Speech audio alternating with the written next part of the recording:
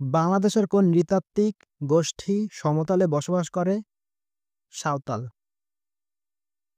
এই জানোয়ারদের হত্যা করতে হবে পোস্টারটি কোন শিল্পী এঁকেছিলেন? কামরুল হাসান। বাংলাদেশ সর্বাধিক জনশক্তি রপ্তানি করে কোন দেশে? সৌদি আরব। বিশ্ব শরণার্থী দিবস হিসেবে পালিত হয় 20 জুন। জৈব নিরাপত্তা বিষয়ক কার্টাগেনা প্রোটোকল। ফ্রাইডেজ ফর ফিউচার কোন ধরনের আন্দোলন? পরিবেশবাদী আন্দোলন। পৃথিবীর গভীরতম স্থান মারিয়ানা ট্রেঞ্চ। অর্থনৈতিক সমুদ্রসীমা 200 নটিক্যাল মাইল। ইটিন চালু হয় কত সালে? ইটিন চালু হয় 2013 সালে। পারিবারিক আদালত অধ্যাদেশ কত সালে জারি হয়? 1985 সালে।